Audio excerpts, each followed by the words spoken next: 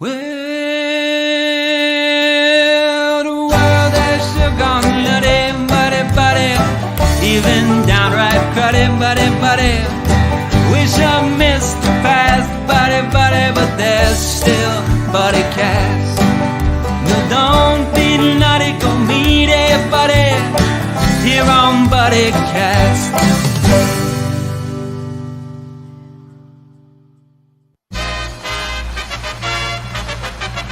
Ladies and gentlemen, please welcome the founder and host of Buddycast, Nick Sorensen.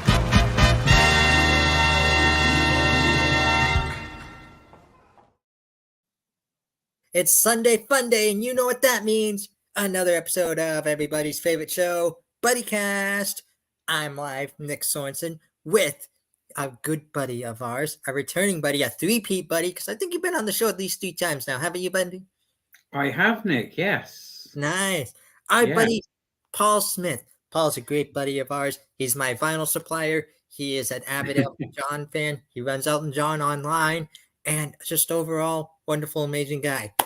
So, Paul, actually, Nick, before we start then, I've got a big thank you to make to you, actually, because indirectly, you was responsible for me getting this lovely thing. If you remember rightly, the last time I was on was when you was doing the charity auction where John Mahone was on, and I was bidding up to win one of his tambourines, and I can't remember who won it, but another person online won it. I think our buddy Lisa won it. Yeah, I think so. And John felt so sorry for me, and when he realised it was myself that had run Elton John online, because he's a member there, he thanked me for all the effort I put in on that, and he sent me this little mini tambourine which he signed. So indirectly, I've got to thank you for that, because that would never have happened, and it sits pride of place in my collection on one of the shelves. He sent me one too, buddy. I was truly thankful for him as well, and it sits up in my attic. I would love for it. Used to sit right up there, right over there, and it used to be like a conversation piece, you know. And then Beyonce went, "Yeah, that's going upstairs." So, but I still know where it is, and I still love it every day. So you're absolutely. Oh, I do. Yeah, I see it every time I walk in my room, and it's there staring at me, and I think back to that time we last spoke. So it's been a good experience being on Buddycast. Most definitely. Now, buddy, you're an avid Elton John fan. You know, you run the site online. You run the Facebook community online. What are your thoughts on him retiring from touring? Well, I mean, like Elton said himself at the very last concert, it's a well-deserved retirement. And I sincerely hope he does rest and take it easy for a while now, and enjoy his family, and perhaps travel without the worry of having to go back to work for a while.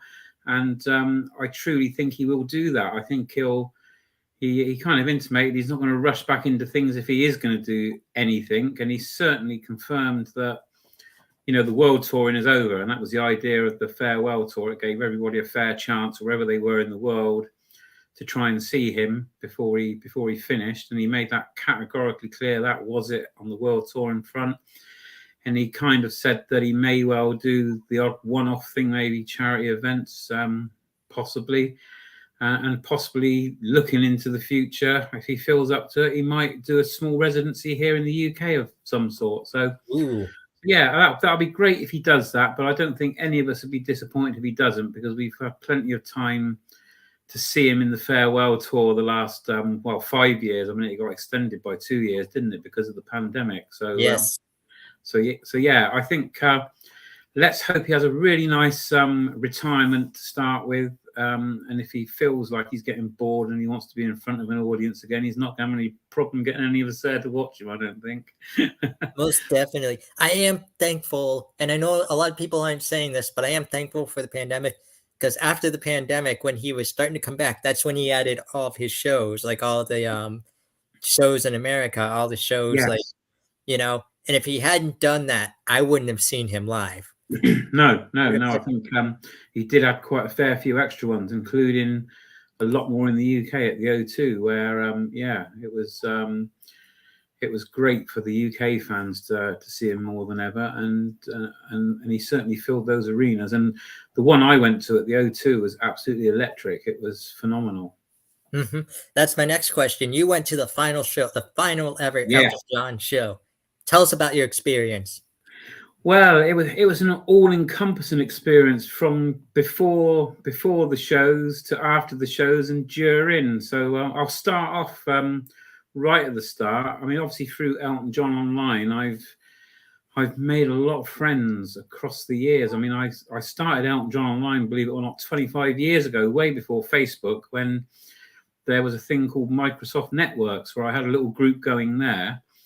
And some of those people in that original group obviously are members of Elton John Online when I reincarnated it on Facebook. And so I've known some of those people for 25 years. And one person in particular who I'd only recently met in London at one of the O2 shows, Wayne Martin from America.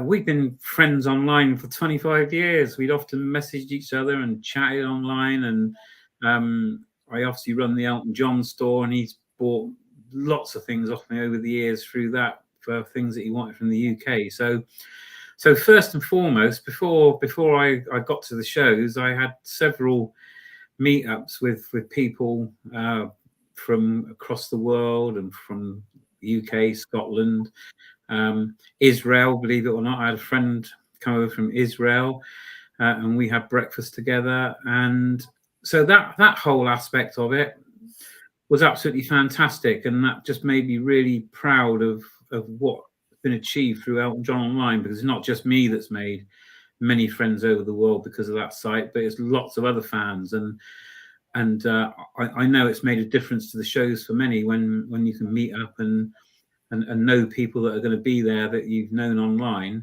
So that element was absolutely fantastic, and the show itself was just absolutely unbelievable. It was charged with emotion and celebration. You know, I mean, it was a celebration of a 5+ decade career, and I think everybody in that audience just gave Elton such a fantastic send off, especially the last hour. I mean, when he comes out with all the stompers, everybody was getting involved.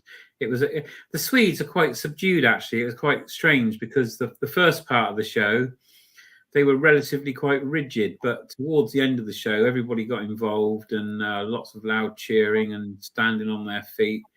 And I think Elton was quite emotional. There was times where, you know, you could tell he was really emotional. He had a bit of an extended thing that he said to everybody that's been around him all throughout his career, including his tour crew staff.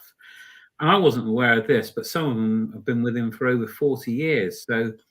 So not just the band he was thanking, but all his tour crew staff and everybody involved with the tour, and of course all of his fans there. So, but it was, you know, it's always been emotional seeing him go up on the platform to the top of the stage and through the doors, and then the little film running where he walks down the yellow brick road. But you know, from seeing it in previous shows, knowing that I was going to more shows, you knew that wasn't the last time. But when he did it for the very last time this time, and you knew it was the last time, it was just charged with much more emotion than all the other shows. And yeah, I would imagine there was some tearful eyes in the arena that night, and there was 40,000 people in there. So yeah, it was a whole electric atmosphere, and I wouldn't have missed it for anything in the world to be there at that last show.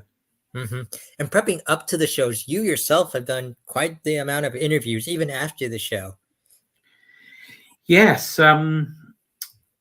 just before the shows, a couple of days before, I was approached by Elton's own head of digital marketing, his own media team, a chap called Rory Dunn, and he asked me if I would mind doing an interview about my Elton fandom and you know, what it's going to be like going to the show, etc. So literally about an hour before the final show, I was invited into the press room as such, given a VIP pass, which was amazing.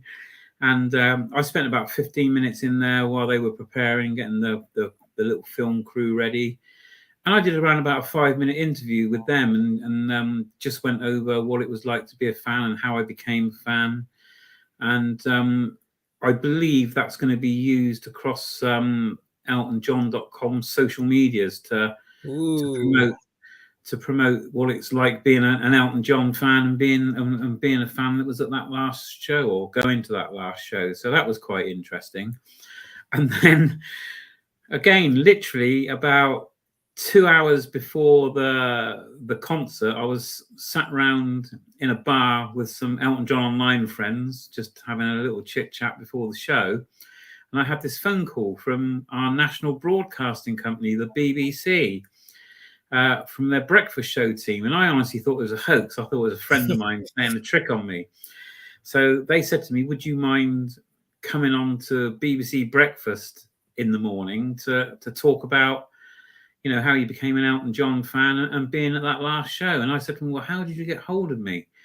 Because they obviously have my telephone number to phone me. And they said, well, you was on the BBC database as an avid Elton John fan because you'd done work with the local radio station, BBC radio station in your area, which was true. So I thought, well, yeah, then I knew it wasn't a hoax. So after the concert the next morning, I was all lined up, ready to go live on the BBC Breakfast show. And although, just like we're talking now, they could hear me fine, I couldn't hear them. So there was a technical issue of them getting a link to me from the UK to Stockholm, believe it or not. So, you know, they'd been building up for it all through the show, and I'd gone online with them 20 minutes beforehand, but they still couldn't iron out this technical issue. So unfortunately it didn't happen, but they so wanted it to happen that they phoned me up again just as I was leaving Stockholm at the airport and said, look, we really want to do this. Would you be able to come on in the morning? And they'd had a bit more time to think about it. And they said, you know, they knew that I'd been in the backdrop video for Crocodile Rock. And they said, would you wear that outfit? And I thought, oh, my God. I thought, yeah, well, that would be good because it will disguise me a little bit. And if it all goes wrong, no one will know it's me. So I went onto the BBC programme on Monday morning this week live to 1.2 million people across the UK. And, yeah, it was brilliant. And their researcher had obviously asked me a few things the day before, and they put some things to me that I could quite easily talk about. So that was absolutely fantastic. And the good thing about that, they let me mention Elton John Online live on the air, and I got some really, really good new members join off the back of that. So that was great. Yeah, that was absolutely great. So that was that. And I've obviously just speaking to you now, when you kindly asked me when I got back if I'd come on here again, and which I obviously jumped at because it's always good talking to you, Nick. And I had a phone call from George that runs Elton John World, and they have a radio show that goes out every Saturday. So myself and a lot of other avid Elton John fans that had all been to Stockholm were asked to go on that. So I've just literally finished that before I came on air with you. And then earlier in the week, I did an interview with our local radio station, Oddstock Radio, which my shop supports a lot. And I think that goes out on air next weekend. So it's been a hectic week since I've got that.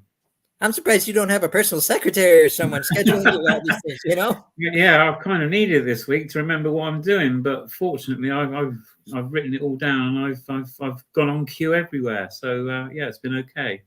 Wonderful. Yeah, you mentioned it previously. You're still running Elton John Online, the Facebook community. Yes.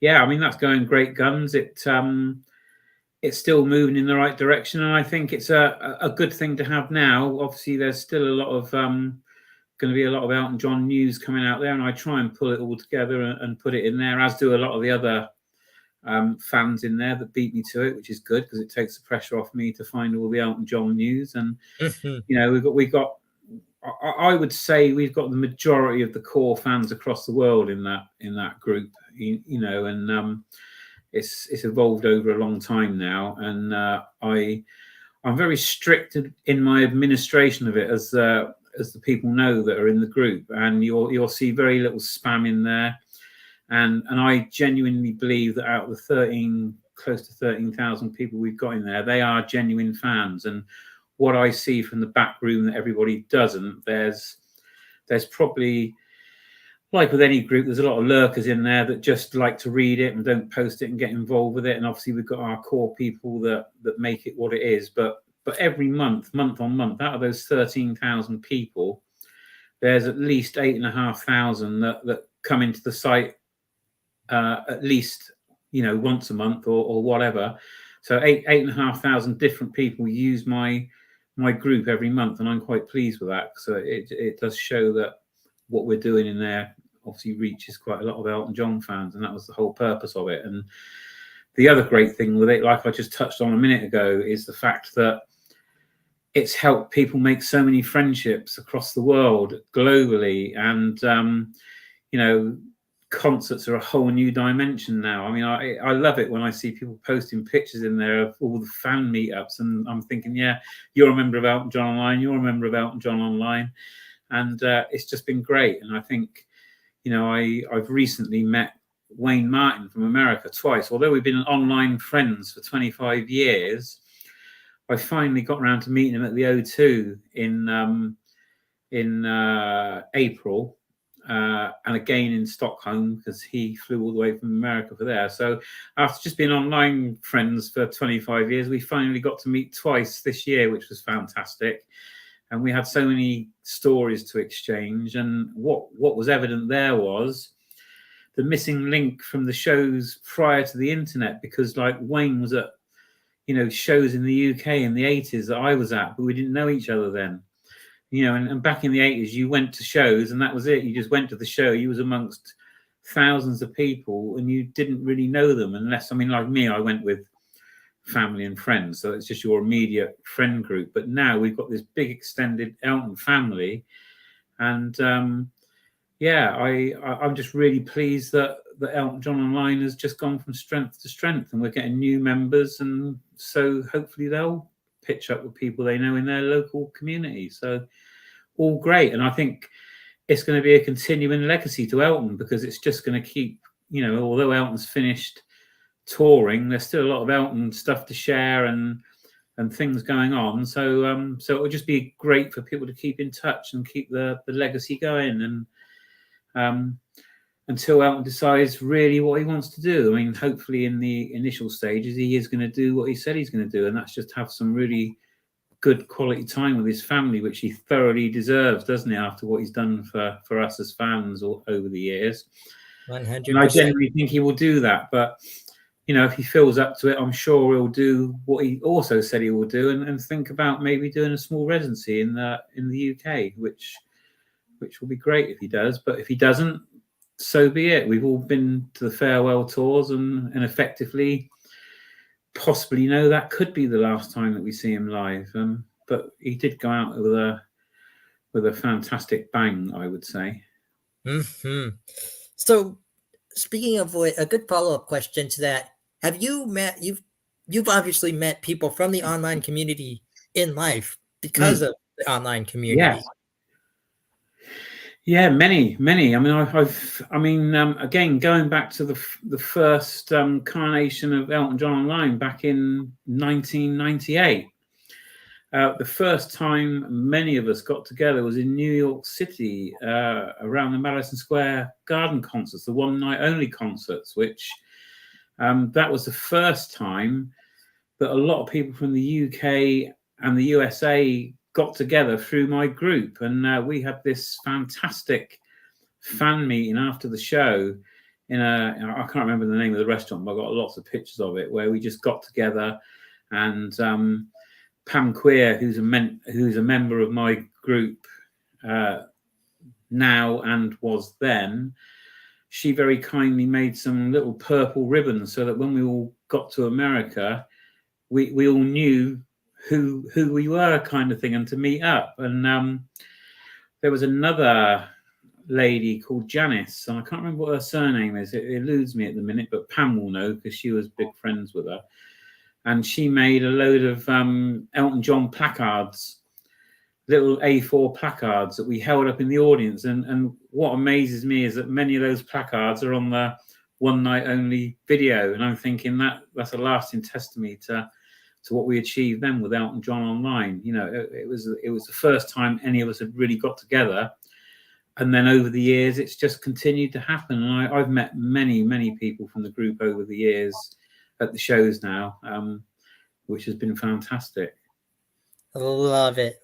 So going back to the final show, I want to play a game called Game of Favorites. Oh, God. I want to start with your favorite memory from the show. Favorite memory from the show, I think, probably has to be Have Mercy on the Criminal for me. And the reason for that is because, being a fan for 51 years now, Crocodile Rock was my first single back in 1972. And my first album was Don't Shoot Me, I'm Only a Piano Player, which obviously Have Mercy on the Criminal was from. So that particular track has been with me best part of my Elton John fan life. So to hear it at that last show performed absolutely virtually to the T of how it was done in the studio was just incredible. So I would have to say that was my favorite part of the show. Yeah, I think so, because it brought back so many memories from being a fan from the early days. Mm-hmm. That might have answered the next question. What was your favorite song from the show? Oh wow, no, it doesn't, because my favorite song from the show has to be Crocodile Rock, because it was my first single, and ironically, myself and my daughters appeared in the backdrop video for it. So the 8-year-old child that I was never ever could have foreseen that would ultimately happen nearly 50 years into the future. So Crocodile Rock, it's the best ever pop song that ever came out. I think it's still played on the radio a lot today. I even walk into shopping malls and almost by magic it comes on. It's like it's a magnet to me. But that song, it's got to be that one. Nice. What about favorite band moment, like a moment from the band? I think the favorite moment from the band is that bit where Elton goes off at the end and John Mahone and Davy Johnston, interact with the crowd. I mean, God knows how many drumsticks John Mahone's thrown into the crowd over the whole of the farewell tour. I mean, they've done 300 odd shows, and I think I counted on the Stockholm show, he must have thrown at least 10 drumsticks into the crowd. And of course, Davey is throwing picks here, there, and everywhere, and shaking people's hands and everything. So I think that's fantastic for the fans at the front to be able to interact with the members of the band like that. Nice. Especially now Elton doesn't do so as much. Like, I mean, I don't know for what reasons, whether it was insurance purposes or what, but obviously with the farewell tour, he stopped doing the sweep of the crowd at the front signing stuff, which is a real shame, because a lot of fans that may have, there's been long-term fans that probably got to see him for the first time at a farewell show, and they missed out on all of that I've lost count of how many times Elton signed something for me at the front of shows over all the shows I've been to over the years, but it's possibly 15, 20 items that I've had signed at the front of the stage over the years, and it's an incredible feeling. So the fact that Elton didn't do it, I think it was really good that Davey and John really did interact with the crowd at the end and did those bits. So yeah, that was my favorite band moment, I think. Nice. What about favorite thing that Elton said during the show? Oh, I think it was, everything he said where he was, thanking fans. In the end, it got like a bit of a pinball machine moment when he was counting out numbers of how many shows people have been to that caught his eye, and how he thanked them all for the way they dressed up and things like that. So there was a lot of interaction in that way with Elton and the crowd. And, he's very humble. I mean, his whole speech towards the end where, he thanked all of his crew, including the tour crew, which is a lot of people. And he held that obviously end of show party at his house, where I've seen the pictures online, and there was well over 100 people there. So all those people that were involved with the tour got their final thank you. And obviously all the band members that have been with him all that time, and ultimately us that bought all the records and CDs and tapes, as he says, and the tickets for the shows. So yeah, he was very humble, I think, and he knows he wouldn't be where he was today without all of those people around him, and he made sure he thanked them at every show. Mm-hmm. Now, if your profile picture suits me well or gives me an indication, you've met Sir Elton before.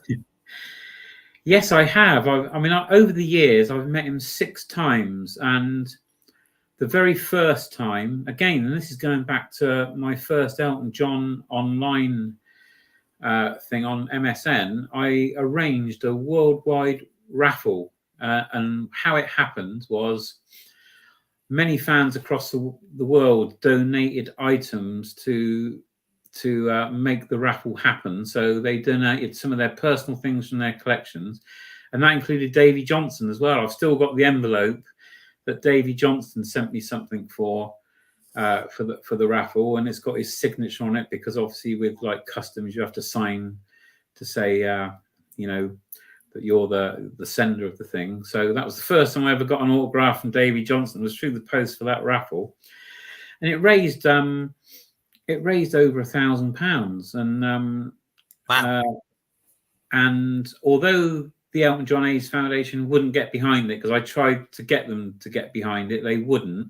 So I did it off my own back, and I sent them the £1,000. And within the space of a few months, I got an invite to one of Elton's EJAF charity events in London at one of the museums. I think it was the National Museum, actually, from memory.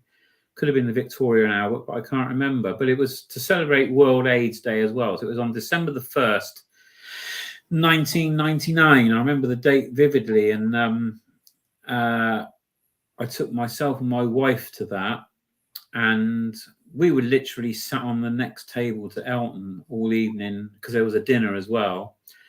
And he didn't actually play at that event. He just did a speech, and obviously David did as well.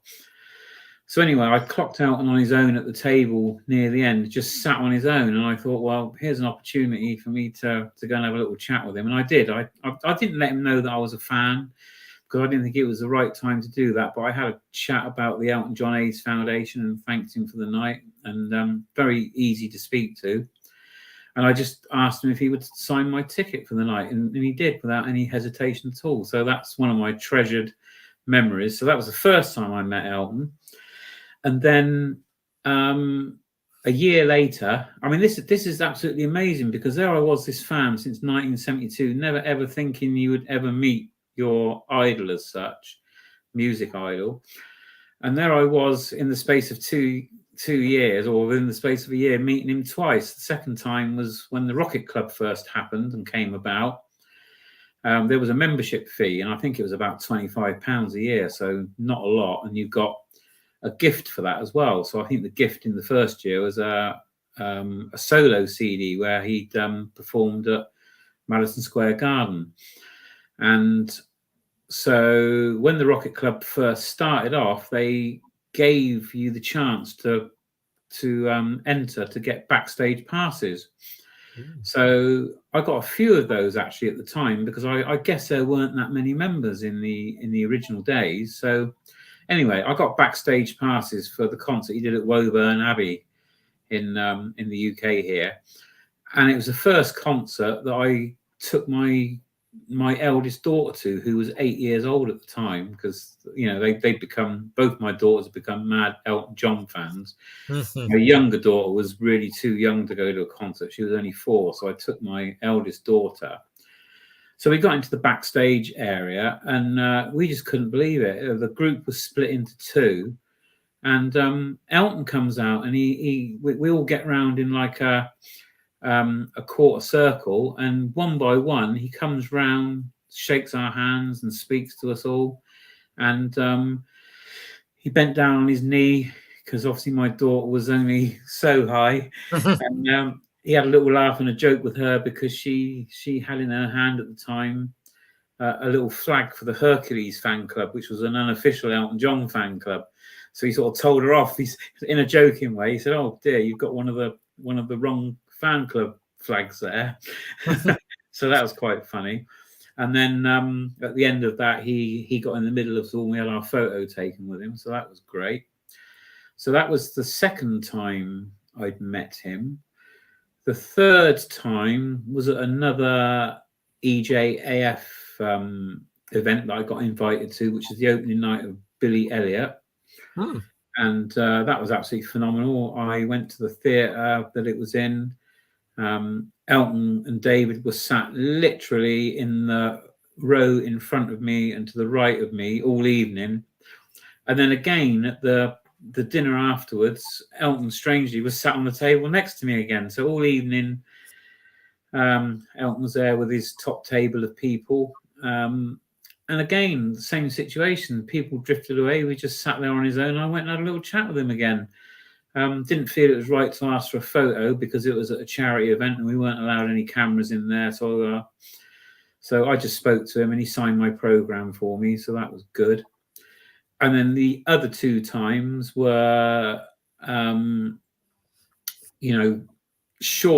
short meetings where I went to the Wonderful Crazy Night launch in HMV and he signed a picture to go into the album because it hadn't actually been released when they did that. And you got like 15 seconds to talk to him. So I count that as a meeting.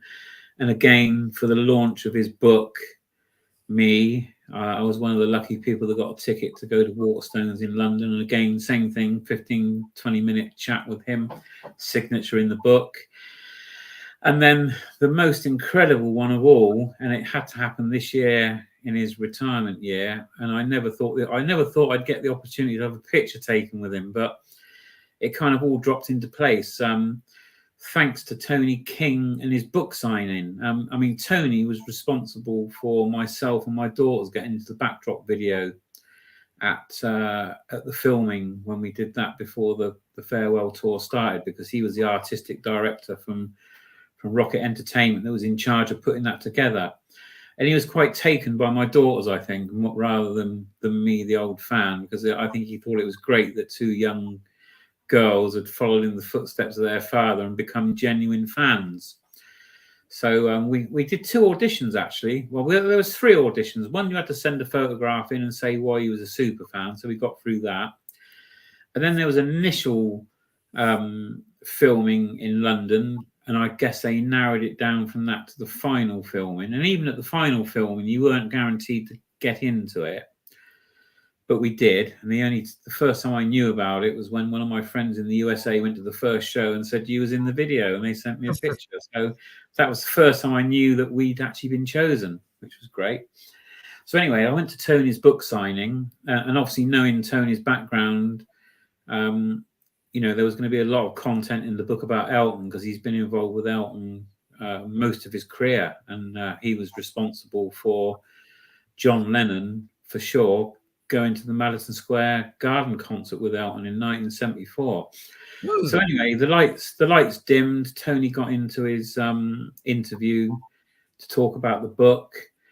And at the end of the interview, which was about an hour and a half, he just opened up to the audience and said, "Does anybody have any questions?" And then this voice behind me shouted out, "Have you ever crashed anybody else's car?"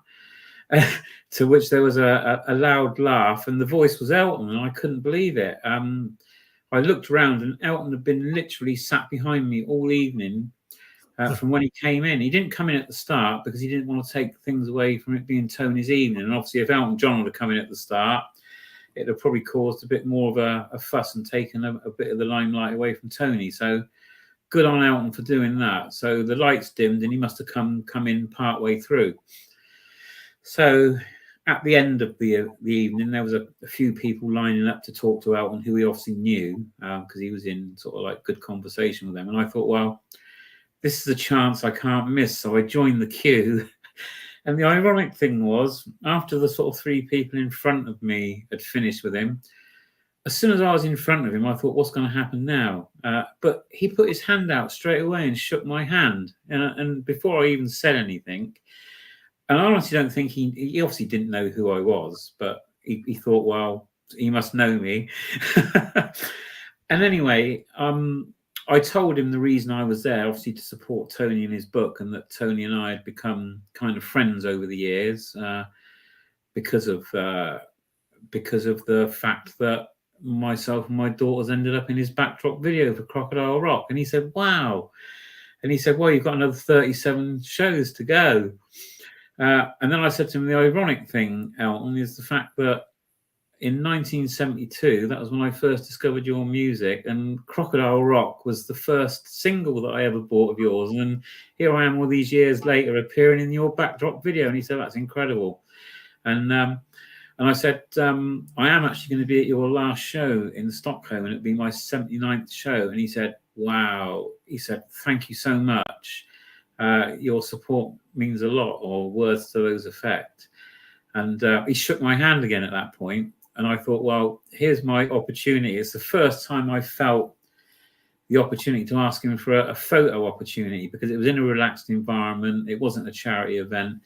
So I said to him, would you mind if I have my picture taken with you? It means so much after being a fan for 51 years. And he said, sure. So he took my phone off of me and gave it to David. And David snapped away and took about 3 pictures of us. And it was just absolutely surreal and incredible. And I thought, what a way to end the possibility of seeing Elton for the last time this year, to actually meet him again and have a meaningful conversation with him that lasted for a couple of minutes or so. So yeah, incredible. Wonderful. That was my next question. Did you meet David? Yes, well? I've met David a few times in the past as well. Again, at those Elton John AIDS Foundation things, and chatted with him. So yeah, I've met David 3 times before. Yeah. Mm-hmm. And David's a member of the online community as well. He is, yeah. I mean, that's incredible. And I'm guessing it's for reasons as much as anything to make sure that everything is okay. You know, he's Elton's manager. He wants to make sure that anything that's happening behind closed doors as such, because it's a private group, is good. And the fact that he's not closed me down yet, I'm thinking hopefully he thinks it's good. And occasionally we'll interact in there. You know, he'll make a comment, and he'll put likes on people's posts. So that's nice that he actually takes the time to actually to look in there. So yeah, that's really good. And obviously John Mahone is a member in there. So we've got a band member in there. Yeah, it's just good all around. Now I'm putting this out to the universe. I'm putting it out there, like I'm stating it, because I know I'm holding on to my dream that it's going to happen one day. David or Elton's going to be on this show one day. I'm putting it out to the universe one day. Yeah, and you never know. I mean, I never ever believed I would meet Elton John in my lifetime, because you know, you've only got to look around, and it's still a very small minority of fans that actually get that opportunity to meet Elton. I just, none of them have been pre-planned. It's all sort of just happened. And I think that's what my answer would be to people. Don't go out to try and make it happen. If it's going to happen, it will happen. Exactly. And it will happen when you least expect it. And like I say, that last one, which I would say is the best meeting I've had with Elton, was totally unexpected. And he's just such a humble man. You know, at the end of the day, he's easy to speak to. You feel at ease straight away. And he just puts you at ease, and he's just he's an amazing human being, really. And I think a lot of his fans will say that. I mean, people write to him at his home, and they'll get a response, you know, and that's the sort of person he is. I could tell you quite a few stories that are quite personal that I know, but I wouldn't tell them online, because they're private between me and fans that have actually entrusted me to things that Elton has sort of said to them, and that in through letters and all sorts. You know, he's just incredible in that way. And that's what I love about him. He's not Mr. like egotistical, like I'm here, you're here. No, where do you think this is gonna happen? Type of deal. Yeah, He's the type of guy. If it weren't for you, I wouldn't be where I am today. So thank you. Like he's told you, you know? Yeah, exactly that. You know, and I just couldn't believe that last meeting. It was just all surreal again, like the other ones were, really. And you never expect it to happen, but when it does happen, it's just incredible. And I do feel extremely lucky, because I know so many fans out there that would love to meet Elton. It's never happened for him. But when you think how many millions of fans he's got, he's not going to be able to meet them all, is he? Because he'd be there forever and a day shaking hands and that. So it's just luck. It is pure luck. Whether it's an interaction from the crowd, which I know has led to people having meetings with him on several occasions, on fans that I've spoken to that have met Elton. It's happened just through, you know, being in that front row, and there's been a connection for whatever reason, and you get asked backstage, and that's it. Incredible. Exactly. And you mentioned it before, the best moments, those true moments happen when you least expect them. Yeah. It's a wonder I drove home and stayed on the road that night, because I was really in, you know, floating on a cloud all the way home from London that night, and probably for the few days afterwards, it was still sinking in. Now, with your vinyl shop, have you seen an increase in Elton sales since his Goodbye Yellow Brick Road tour? I saw a lot of increase in sales from when it was announced that Elton was going to be at Glastonbury, because obviously the Glastonbury tickets on the whole get sold out well before anybody knows who's going to be there. So when it was announced that Elton was going to be the headline act, there was obviously a lot of people there thinking, well, crikey, I don't really know much of Elton's music. So on the run up to Glastonbury, when it was announced, I think it was just before Christmas in December. So from December to June, I had never sold so much Elton in the shop. In fact, I was getting worried at one stage that I was getting low, so I had to dig deep into my stock archive and pull all the Elton out that I could find, and in particular the greatest hits albums. You know, even the old original ones from the 70s, they were flying out the door like wildfire. Goodbye Yellow Brick Road, obviously, because it's one of his most well-known albums, sold heavily. So yeah, there was a definite increase in sales around the Glastonbury event. During the whole of the farewell tour, yes, I would say there was an increase in sales, but I've always sold a lot of Elton in the shop, because people know from the way I plug it and play his music in the shop a lot that there's always going to be a big amount of Elton in the Elton John store section. So yeah, I've always had good steady sales. I mean, believe it or not, the best-selling album in the shop since I started is Tumbleweed Connection, and it's one of those albums that I play a lot in the shop. And even people of my age that obviously have known Elton's music all their life, but they've not bought all the albums. They come in and they say, "Who is this?" And then I tell them it's Elton John, and 9 times out of 10, it just gets bought straight off the platter after hearing it, because let's face it, it's a fantastic album. That is wonderful. And like I said, I'll have to give you a list of Elton albums that I've been looking into. Yes. So, you know, like we said, you know, you and I are buddies with his bandmate John Mahon, his percussionist. You know, a lot of his bandmates are on social media. What would you say to them today? What would I say to them today? I would thank them as much as Elton, because they are a complete unit, aren't they? And even, I mean, Elton himself, you know, at the moment says that, you know, he's had some fantastic bands over the years, and he thinks this is possibly one of his best bands. But I've been very lucky since my first concert in 1979 to see the majority of the bands that he's played with. The only band I really missed, and I wish I would have been able to see them live, was the one from the mid-70s where Caleb and Roger Pope came back into the band, because you know, that Rock of the Westies album I thought was absolutely a real fantastic album, quite a different direction at the time. It had a very harder rock feel to it, and that was totally down to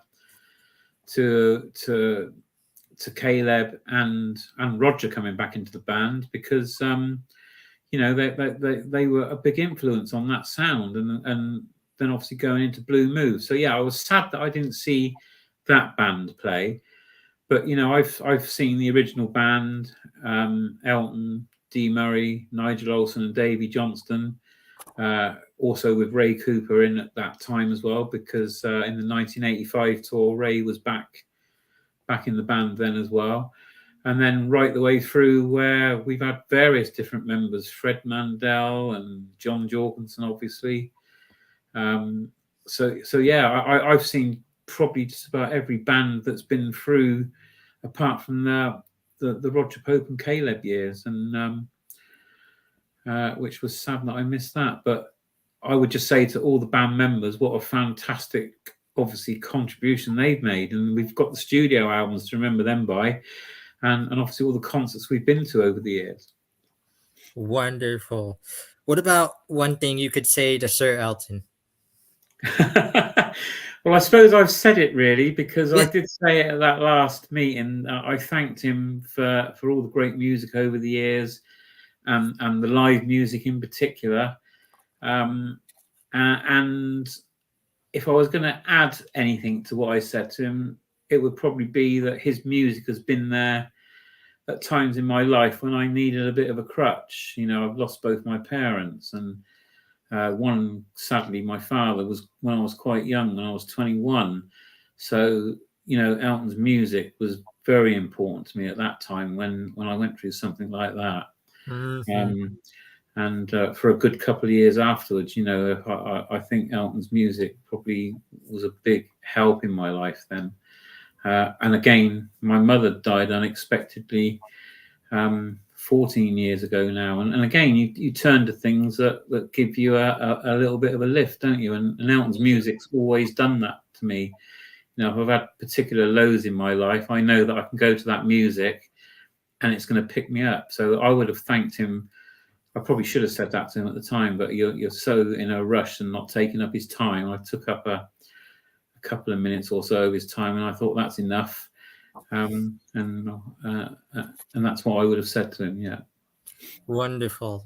And you're right. He has music for everything you're going through, whether you're going through a sad moment, yes, like the loss of a loved one. I mean, it's not as major as losing a parent, but my parents just lost their yellow lab that I grew up with, and all day throughout that day, I was just listening to Candle in the Wind. Yeah, and even going back further than that, when I was going through my exams at school before I left school, there was obviously a little bit of edginess and panic and fear there, because you knew that was going to be a make or break time for your life as to how well you did at the end of your school. And I just calmed myself down with Elton John music and listened to a lot of the obscure stuff. I mean, there was a B-side called Strangers, and I've got a feeling it might have been on the back of Victim of Love, a really strange combination, Victim of Love and Strangers, but I think that's where it was a B. I just couldn't get that song out of my head, and it helped calm me down. It's a lovely song. So yeah, going back that far, the music helped me there through a worrying time. So it was good to have the music to fall back onto. I probably should have been revising, but I was listening to Elton John music, so he can take some thanks for getting me through the exams, and I did do okay, so it was good. And after the exams you're playing, I'm Still Standing. Yeah. That hadn't when I took my exams, that hadn't come along by then. If it had, you would have been. Oh, if it had, yeah. But we've come to what's called the ultimate Buddycast buddy question. You ready for this one? Go on. For all the Elton fans out there, for wherever they are today, what is your advice to them? Oh, that's a big question, isn't it? My advice to them is really, really, really make use of the legacy that Elton's left us, because he has left us a massive legacy. And I just spoke about it a minute ago. There's music for every occasion. My daughter, when she got married a few years ago, the father-daughter dance was to your song.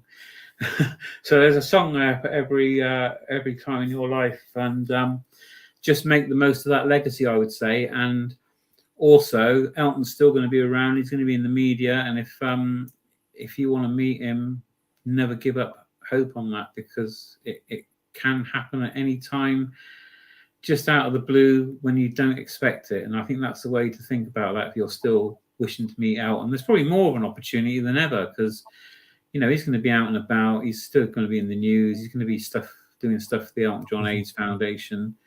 There's going to be new music, so hopefully there'll be launches for that, and he'll be, doing a lot of promotional stuff for that. So yeah, I honestly make feel use of that legacy he's left us, and if you've got collections, use it as a thing to look back on and evoke all the memories from over the years. Because I've started doing that already. This week I've been having a good look through my collection, and I'm trying to sort it out a little bit. Because it's totally disorganized mostly from when I moved. We moved a few years ago. Nice. And I didn't pack it in the best way that I should have, and when I unpacked it this end, it's sort of ended up a little bit topsy-turvy. But it'll be a good little project for me to do now that I don't have as many concerts to go to. So yeah, I'll try and use the Elton Room as my little salvation place to try and get it into some kind of logical order again. Mm-hmm. A fun question: how many times have you listened to Crocodile Rock since he's retired? If I'm honest, probably only once, and that was on my video I took of it on the night, because I thought, well, I've got to take that video for posterity, which I did do at the concert, and I listened to it in the hotel room the next morning. Mm-hmm. So that probably is it. Yeah, that's probably the only time I've listened to Crocodile Rock since the end of the concert, since the end of the touring. Wonderful. Well, Sir Elton, if you ever watch this episode by chance, please know we love you. Please know you gave us the best farewell you could ever give. Yeah. We're thankful for everything you've done. We hope the best for you and your family. I know that's the number one reason he retired was because of his family, and I have the utmost respect for him on that. So yeah, I would second everything you said there. Really, I couldn't have said it any better. Mm-hmm. And Buddy, thank you most importantly for being a three-peat buddy on Buddycast. It's a pleasure. Wow. Yeah. Thank you for having me back. And of course, you're welcome back anytime. Yeah, you're welcome back anytime.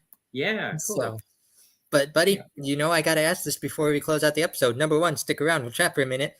Yeah. But whatever you do today, tomorrow, next week, next month, even next year, promise me you're going to go out and be someone's buddy. Oh, yes, definitely. Wonderful. What's life without good buddies? Yes. Hey, as Elton John sings, making friends for the world to see. Yes, exactly. And hopefully, I will. Well, I know I will. I'm going to Manchester in October to see the Bernie Taupin interview where he launches his book. Ooh! So already I've got people that I'm going to meet up there with from the group. So that's going to be great. And something a little bit different to look forward to, because I think Bernie is going to have a fantastic story to tell. Oh, 100%. Those two, the history those two have unbelievable. with each other, that you could write a book series on that, not just a single book. Yeah. So, but thank you for being a buddy on Buddycast. For all my buddies out there, my buddy Paul Smith, please check out Elton John online. It's a Facebook community, a wonderful Facebook community. I'm your host, Nick Sorensen. Thank you for joining us on another episode of everybody's favorite show. Well, the days are going fast, buddy, we've got to make them last, buddy, before they've all gone past, buddy, tune in to Buddycast. But don't feel none, it can make it, buddy, here on Buddycast.